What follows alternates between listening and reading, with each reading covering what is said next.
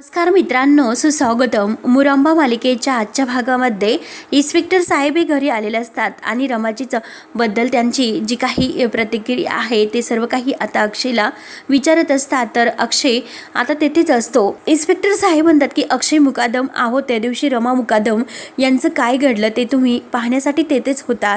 तुम्हाला सर्व काही आठवते, तुम्हाला सुद्धा माहिती आहे आणि मला सुद्धा माहिती आहे. त्यावर आता अक्षय म्हणतो की आय एम सॉरी सर, मला फक्त इतकंच म्हणायचं आहे इन्स्पेक्टर साहेब की रमाला काही झालेलं नाही. रमा जेव्हा त्या दरीत म्हणजे पडणार होती तेव्हा ती बहुतेक त्या दरीत असणाऱ्या झाडामध्ये फांद्यामध्ये गुंतली असेल. पडता पडता तिने अगदी एखाद्या झाडाची फांदी पटकन धरली असेल किंवा एखाद्या कपारीत तिने असा हात पकडून धरला असेल, नाहीतर काहीतरी दगड असा पकडला असेल, काहीतरी नक्की झालं असेल, कुठेतरी ती अडकली असेल अशी शक्यता आहे. त्यावर आता इन्स्पेक्टर साहेब म्हणतात की एखादा माणूस वरतून खाली पडतो त्यावर तो डोक्यावर पडण्याची शक्यता अधिक असते. तर अक्षय म्हणतो की हो, कुठेतरी ती अडकली असेल ना. हो इन्स्पेक्टर साहेब, मी तुम्हाला काय सांगतो जरा ते समजून घ्या. तेव्हा आता इन्स्पेक्टर साहेब म्हणतात की बरं, तुम्ही जे म्हणतात ते आम्ही मान्य केलं. त्या ठिकाणी जर तुम्ही असतान आणि त्या पॅनिक सिच्युएशन मध्ये तुम्ही वरतून खाली पडतात तेव्हा तुमच्या हाताला काहीतरी लागेल आणि तेव्हा तुम्ही ती वस्तू पकडतान, तुम्ही काहीतरी करतान याची शक्यता फार कमी नाही वाटत का तुम्हाला? तेव्हा अक्षयच्या डोळ्यात पाणी येतं. अक्षय म्हणतो की हो, असं होऊ शकतं. तेव्हा अक्षय म्हणतो की असे पण होऊ शकते, परंतु तुम्ही असा तर विचार करा ना, ती कशात तरी नेमकं अडकली, असं सुद्धा होऊ शकतं ना. तेव्हा अक्षय म्हणतो की बरं, तुमच्या शक्यता आहे तेवढ्या आम्हाला मान्य आहेत, पण तुम्ही त्या ठिकाणी जाऊन आलात का? आणि आम्ही सुद्धा कित्येक वेळेस त्या ठिकाणी जाऊन सर्च केलं आणि अजून सुद्धा आम्ही त्या ठिकाणी जाऊन सर्च सुद्धा करत आहोत आणि त्या ठिकाणी एखादं जे काही झाड आलं का असं मोठं की आम्ही त्यात मध्ये काहीतरी असं शोधू शकतो, परंतु नाही, आम्ही खूप काही शोधलं आणि त्या ठिकाणी काही असे वाडे सुद्धा आहेत, त्या ठिकाणी सुद्धा आम्ही जाऊन चौकशी सुद्धा केलेली आहे. काही अंतरावर असा रस्ता सुद्धा आहे, तेथे सुद्धा जाऊन आम्ही चौकशी केली. पण मी तुम्हाला एकच जाऊन सांगेल की त्या जंगलामध्ये प्राणी सुद्धा आहेत. त्यामुळे मी तुम्हाला पुन्हा पुन्हा तेच सांगतो, सर्वेनुसार सुद्धा तेच सांगतो की रमा मॅडम आज आपल्या बरोबर जिवंत नाहीत, त्या जिवंत नाहीत. परंतु अक्षय म्हणतो की मला ते मान्य नाही, मला ही तुमची इनलॉजिकल थेअरी मान्य नाही. तेव्हा आता इन्स्पेक्टर साहेब म्हणतात की अहो सर प्लीज, मी तुम्हाला जे सांगतो ते तरी ऐकून घ्या. परंतु आता अक्षय खूप असा रागवलेला असतो. अक्षय म्हणतो की नाही ऐकायचं, मला ऐकूनच घ्यायचं नाही. तेव्हा आता इन्स्पेक्टर साहेबांना नक्की अक्षयला कसं समजावं हे काही कळत नसतं. तेव्हा अक्षय काही ऐकून घ्यायला तयार नसतो. त्यानंतर मात्र आता सीमा ह्या माहीला सर्व काही रमाबद्दल सांगत असते. लहानपणापासून तिचा जेव्हापासून जन्म झाला तेव्हापासून ती त्या कुटुंबाबद्दल, रमाबद्दल सर्व माहिती माहीला देते.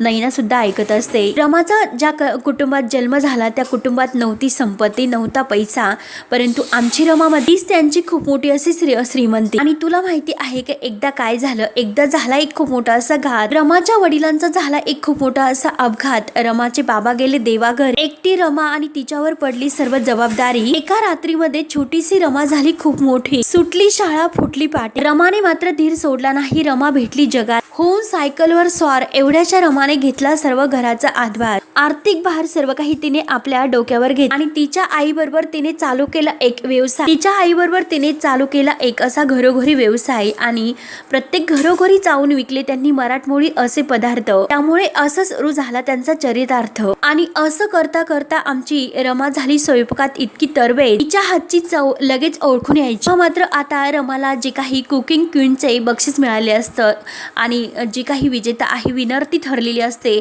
अक्षयने स्वतः तिला तिच्या हाताने प्राइज दिलेलं असतं.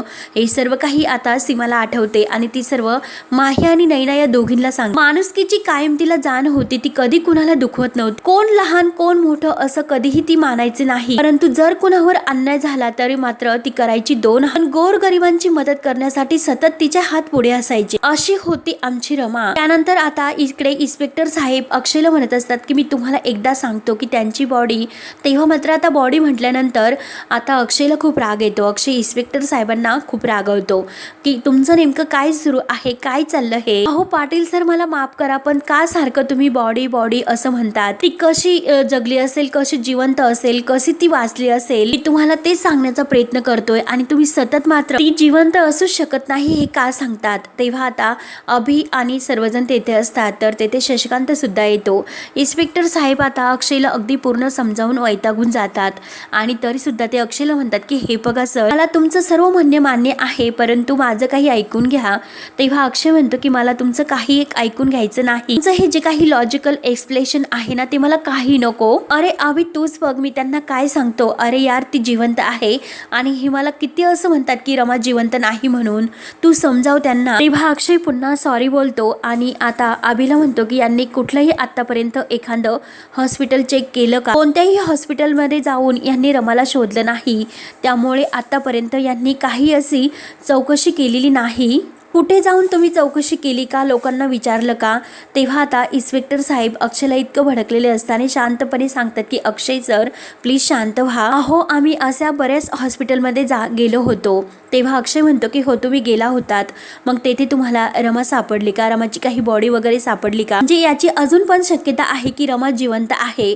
आतापर्यंत रमाची बॉडी आपल्याला सापडलेली नाही. घटना कुठे घडली ही पाचगणी ती पुणे असा किती असा अंतर तेथे आहेत. मग सगळे काही हॉस्पिटल तुम्ही चेक केले का? तुम्ही सर्व काही हॉस्पिटल पालते घातलेत ना? करा ना चौकशी.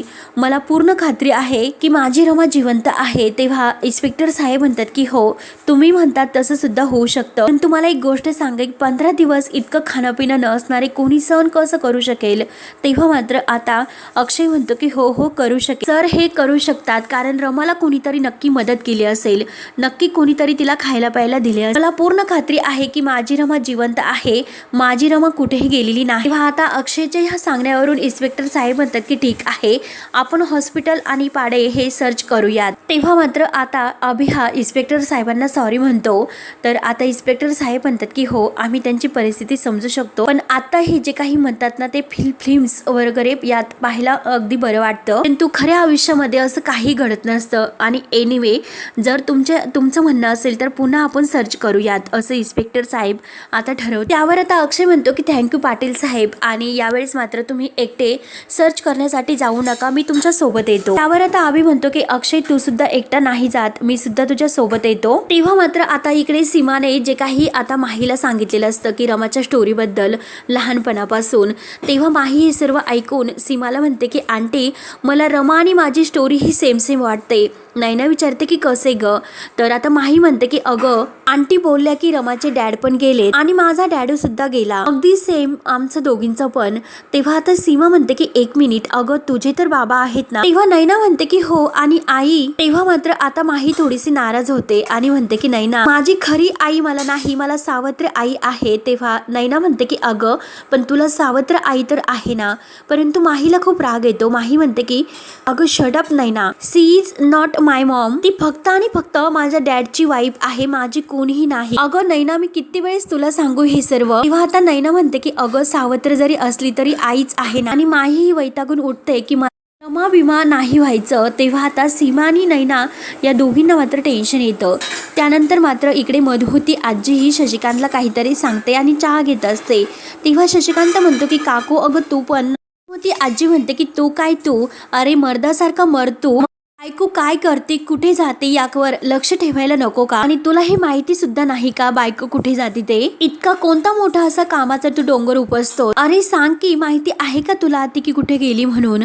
तेव्हा आता शशिकांत सांगायचा खूप प्रयत्न करतो की काकू ती कुठे गेली मला खरंच माहिती नाही. तेव्हा आता मधुवती काकू म्हणते की अरे मग विचार ना की बायकोला असं वाऱ्यावर सोडायचं नसतं. बाईचं पाऊल एकदा घराच्या बाहेर पडलं तर घराचा उकिरडा झाला असं समज. त्यावर आता शशिकांत म्हणतो की अगं ती त्या गेस्ट हाऊसची साफसफाई करायला गेली असेल, काही बाकी नाही. तर लगेच मधुवती आजी म्हणते की अरे घरामध्ये नौकर चाकर कमी आहेत का? तेव्हा आता शशिकांत म्हणतो की अगं हो, पण तिला नाही आवडत, तिला स्वतःच्याच हाताने साफसफाई करायला आवडते. तेव्हा आता शशिकांत सोडून देतो. तर आजी लगेच म्हणत असते की हो हो, अरे असं कसं सोडून देतोस तू? बायकोवर इतका विश्वास ठेवायचा नसतो, दिवस किती वंगाळ आले रे. अरे जा ना, बघ ना ती काय करते ते. तेव्हा आता शशिकांत लगेच विचार करतो की काकू जे काही म्हणते ते सुद्धा बरोबर आहे, सीमा सारखं सारखं बाहेर कुठं जात असेल. म्हणून शशिकांत आता लगेच मधुवती आजीचं ऐकून पाहायला निघतो. मधुवती आजी लगेच खुश होते. त्यानंतर मात्र आता सीमा ही माहीला म्हणते की जरा शांत हो प्लीज, माही शांत हो, म्हणून तिला समजावते. तेव्हा मात्र माही म्हणते की आंटी आहो त्या देविकाला तुम्ही सारखी सारखी माझी मॉम का बनवतात? म्हणजे तिनेच सांगितलं असेल की माझ्या मनामध्ये सॉफ्ट कॉर्नर तयार करायला, तिनेच सांगितलं ना तुम्हाला हे सर्व. तेव्हा आता सीमा म्हणते की अगं तू काय बोलतेस, तुला कळते का, अगं काय हे काही खरंच असं नाही. तेव्हा मात्र आता माही म्हणते की खरंच सॉरी. तेव्हा सीमा म्हणते की खरंच अगं माही असं काही नाही. तेव्हा मात्र सीमा म्हणते की अगं खरंच असं नाही. तर नैना खुणावते. तर माही ही अगदी खुश होऊन सीमाजवळ येते. सीमा म्हणते की अगं सतत लाड करायला आपल्याकडे वेळ नाही आता असे. तेव्हा नैना म्हणते की हो ना माही, अगं या सगळ्यासाठी वेळ सुद्धा नाही आपल्याकडे. मग माही, अगं आमच्या रमाला इंग्लिश सुद्धा येत नव्हती आणि इंग्लिश तर आता हिचा खूप मोठा असा प्रॉब्लेमच आहे. सीमा म्हणते की हो ना अगं असं करू नको, खरंच रमाला इंग्लिश येत नव्हती आणि ती जी काही फ्रेंच इस्त्रीची कॉपी आहे तर ती काय म्हणायची माहिती आहे का, फ्रेंच इस्त्री स्प्रेस याला तिची कॉपी म्हणायची. त्यामुळे बस खाली, तू इकडे खाली बस, मी तुला आणखीन काही गमती रमाच्या सांगते. आणि हे बघ माझी रमा अगदी मजेशीर होती. मराठी तर काय मस्त होतं तिचं. तेव्हा आता माही म्हणते की this is so is difficult, I can't do it. आणि नैना, अगं तुला तर माहिती आहे ना, तू तर ऐकलंस ना माझं मराठी लिसनलस. नैना म्हणते की हो ना लिसनलस, तुझं मराठी लिसनलस. तेव्हा सीमा म्हणते की माही हे बघ, रमा जे काही मराठी शब्द वापरायची त्याची एक यादी मी तुला करून देते, फक्त ते पाठ कर, बाकी काही नाही बास. तेव्हा माही म्हणते की ओके फाईन, पण आंटी अहो हे सर्व मी काही ऐकलं, आता ते ऐकून मला खूप असा ट्रेस आला. त्यामुळे मला असे वाटतं की तुम्ही मला खूप काही असे चॉकलेट द्यावेत. त्यामुळे भूक सुद्धा मला आता खूप लागलेली आहे. तर मला आताही करायचं नाही, काहीतरी वेगळं करायचं. सॉरी आता मी नाही करू शकत. तेव्हा मात्र आता नैना आणि सीमा एकमेकींकडे पाहतात. नैना हळूच म्हणते की काकू अहो या वेगाने माही रमा कशी बनणार. तेव्हा सीमा म्हणते की हो ना मला सुद्धा कळतं, पण तू नको टेन्शन घेऊ नैना, मी तिला आता सांगितलं ना तशी मराठी शब्दांची यादी करून देते, तू फक्त तिच्याकडून पाठ करून घे. तेव्हा नैना म्हणते की हो घेते करून. तेव्हा मात्र माही या दोघींकडे पाहत असते आणि म्हणते की नैना आणि क्यूट आंटी, तुम्हाला काय वाटतं की तुम्ही असं छोटं छोटं बोलतात ते मला ऐकू येत नाही का. म्हणते की कळतं तुला. तर नैना विचारते की लिसनलस का तू. तर माही म्हणते की हो. आणि तेवढ्यात मात्र आता शशिकांत दरवाजात येतो आणि दरवाजा वाजवतो. तर नैना आणि सीमा तर खूप घाबरतात, परंतु माही लगेच म्हणते की उघडू का. तर सीमा आणि नैना घाबरून म्हणतात की नको. तेव्हा आता लगेच त्या उठून उभ्या राहतात. तर माही विचारते की मी सुद्धा उभं राहायचं का. तेव्हा सीमा तिला शांत राहायला खुणावते. सीमा विचारते की कोण आहे. तर शशिकांत म्हणतो की सीमा मी आहे. तेव्हा सीमा तर आणखीन घाबरते, नैना आणखीन घाबरते. नैना म्हणते की काकू. तर सीमा म्हणते की अगं नैना हे कसे काय आले इथे. आता सीमा दोघींना सुद्धा लपायला सांगते आणि दोघी सुद्धा लपा. तेव्हा आता शशिकांत म्हणत असतो की सीमा दरवाजा उघड. तर आता सीमा म्हणते की हो आले. तेव्हा मात्र आता हे दोघी घाईने बाथरूम मध्ये येतात आणि तेथे लपतात. तेव्हा आता सीमा मुद्दाम असं घाम आल्यासारखं करते, धूळ वगैरे बसली, पदराने पुसण्याचे नाटक करून दरवाजा उघडते.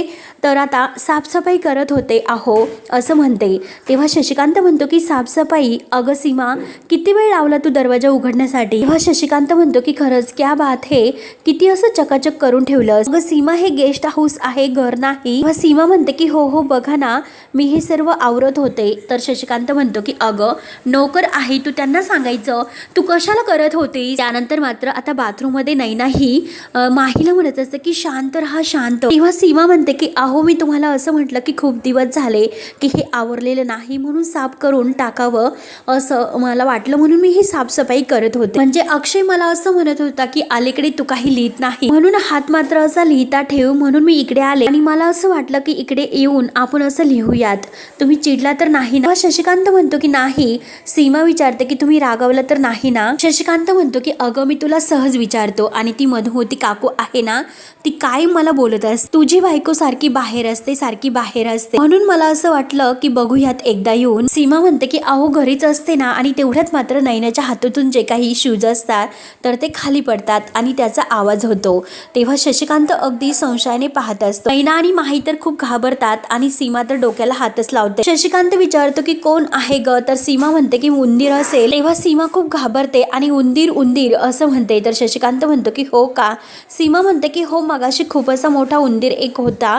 तर शशिकांत विचारतो की तू मग इतकी घाबरलीस का. लगेच सीमा म्हणते की अहो घाबरत नाही मी, कोणी नाही.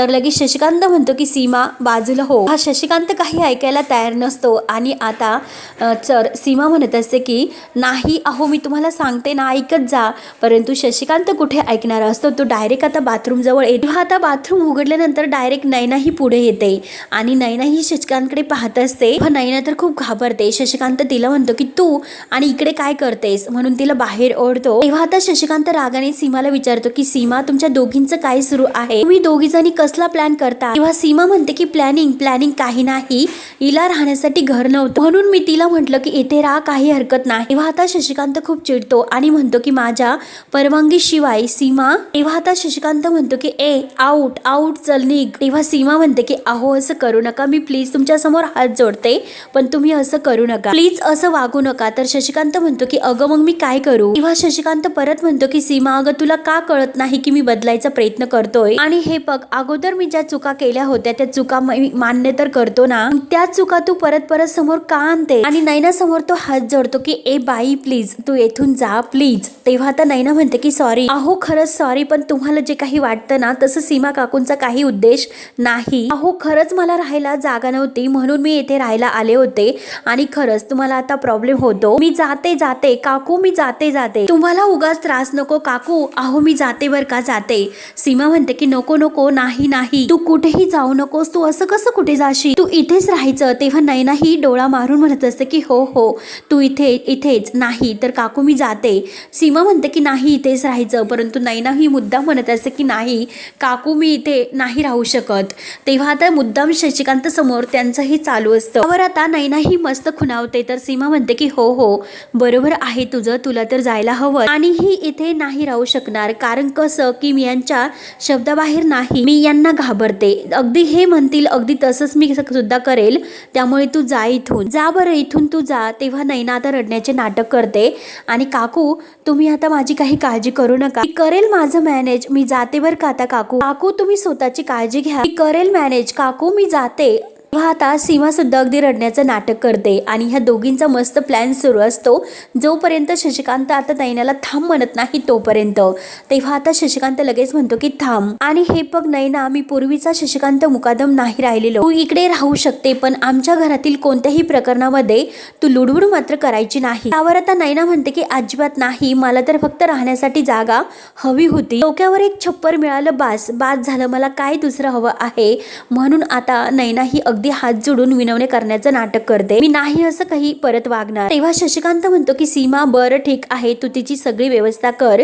तेव्हा सीमा म्हणते की हो झाली तिची सर्व व्यवस्था, ती इथे राहणार आहे, चला आपण जाऊयात, चला आपण जाऊयात. म्हणून शशिकांत आणि सीमा जायला निघतात, परंतु आता माहीला जोराची शिंक येते आणि जोरात शिंकते. तेव्हा आता शशिकांत पुन्हा थांबतो आणि सीमाला विचारतो की अजून कोणी आहे का. अगं येथे तर जोराचा असा आवाज आला. तेव्हा सीमा म्हणत असते की अहो कोणी नाही. नैना म्हणते की नाही तर सीमा म्हणते की हीच नैना. तेव्हा नैना म्हणते की हो आणि जोरात परत ती शिंकते. सीमा म्हणते की हो तिला सर्दी झालेली आहे म्हणून तिला शिंका येते. तेव्हा शशिकांत म्हणतो की मला तर असं वाटलं की नक्की कोणीतरी आहे म्हणून. तेव्हा आता सीमा ही जोरात मागून नैनाला खुणावत असते आणि जा त्या माहीला समजाव.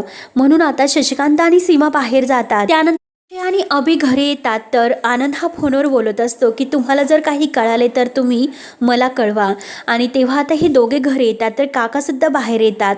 तेव्हा आनंद त्यांना विचारतो की काय रे तुम्ही दोघे जण कुठे होता. काका सुद्धा विचारतात की अभि आणि अक्षय अरे सकाळपासून तुम्ही कुठे गायब होता. तेव्हा अभि म्हणतो की सांगतो. तर आनंद विचारतो की अरे पण तुम्ही कुठे गेला होता. तेव्हा अभि म्हणतो की हो सांगतो. तेव्हा आता अभि सर्वांना सांगतो म्हणजे आनंद आणि काकांना की आम्ही रमाला शोधायला गेलो होतो. तेव्हा आनंद म्हणतो की काय, तर अभि म्हणतो की हो तिला शोधण्याच्या नादामध्ये अख्खं जंगल आम्ही पालथं घातलं, सगळीकडे आम्ही रमाला शोधले परंतु रमा कुठेही आम्हाला दिसली नाही आणि सापडली नाही. तेव्हा आता अक्षय म्हणतो की अभि हे बघ अख्खं जंगल नाही, आपण जंगलातील फक्त एक पाडा असा शोधला, अख्खं जंगल नाही, हे बघ जंगल खूप मोठं आहे. आणि तेवढ्यात जान्हवी सुद्धा बाहेर येते. अक्षय म्हणत असतो की हे बघ जंगल खूप मोठं आहे, खूप असे पाडे तेथे आहेत, प्रत्येक पाड्यात जाऊन प्रत्येकाच्या घरात जाऊन आपण घरात जाऊन विचारूयात की नक्की नक्की कोणाला तरी काही माहिती असेल, नक्की कोणीतरी माझ्या रमाला बघितलं असेल, नक्की कोणीतरी आपल्याला काहीतरी माहिती देईल. तेव्हा आता हे सर्व ऐकून जान्हवीला असं वाटतं, जान्हवी खुश होते आणि ती विचारते की म्हणजे आपली रमा सापडली का, रमाबद्दल काही कळले का. तेव्हा आता आनंद म्हणतो की जानू अगं काही कसं विचारतेस ग, रमा जर सापडली असती, तिच्याबद्दल जर काही कळाले असते, हे दोघे तिला घेऊन आले नसते का, आणि तू हे काय विचारतेस. आणि अक्षय हे बघ मला सांग, रमाबद्दल काही स्क्रीन तुला सापडली का. तेव्हा अक्षय हा बोलणार तोच लगेच अभि म्हणतो की नाही दादा काहीच नाही, तिकडे फक्त आतमध्ये एक काहीतरी चर्चा सुरू होती, या पाड्यामधील बाईला एक काहीतरी सापडलं. तर अक्षय म्हणतो की हो हो. तेव्हा काका विचारतात की अरे त्या बाईची आणि तुमची भेट झाली का. तेव्हा अक्षय म्हणतो की नाही त्या आज नाही भेटू शकल्या. तेव्हा काका म्हणतात की अरे नाही म्हणजे का असे म्हणतात तुम्ही. तेव्हा अभि सांगतो लगेच ती बाई एका तिच्या मुलीच्या बाळपणासाठी तिकडे मुलीकडे गेलेली आहे असं काहीतरी सांगितलं त्यांनी, भेट कधी होईल हे पण आपल्याला माहिती नाही. तेव्हा अक्षय म्हणतो की हो पण मी ते शोधून काढेल, मी रोज तिकडे जाईल, रोज तेथे जाऊन मी तेथे त्या बाईची वाट बघेल, त्या बाईला नक्की मी शोधून काढून सर्व काही विचारेल, नक्की त्या बाईलाच काहीतरी माहिती असणारच. तेव्हा हा भाग येथे संपतो. पुढील भागामध्ये अक्षय हा टेबलवर फाईल वगैरे घेतो आणि काहीतरी करत असतो. तेव्हा अभि तेथे येतो. अभि म्हणतो की अक्षय अरे हे काय करतोस.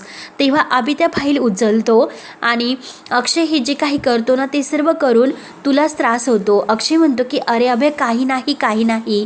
तेव्हा अभि त्याला म्हणत असतो की हे बघ रमा नाही आता ह्या जगामध्ये, असं जेव्हा अभि म्हणतो अक्षयला खूप राग येतो. अक्षय म्हणतो की हे बघ एक वेळ मला त्रास झाला चालेल, परंतु असं म्हणायचं नाही रमाला काही होणार नाही, तिला काही झालेलं नाही. त्यानंतर मात्र आता इकडे शशिकांत लायटर शोधत असतो. माझं लायटर कुठे राहिलं. मात्र आता ही माही लायटर घेऊन येते आणि पेटून ती शशिकांत समोर धरते, पाठीमागून आलेली असते. तेव्हा मात्र आता शशिकांत जेव्हा पाहतो आणि जेव्हा बघितल्या क्षणी शशिकांतच्या पायाखालची जमीनच हालते आणि तो म्हणतो की काय रमा तू. तर माही डायरेक्ट आता शशिकांत समोर उभी राहते.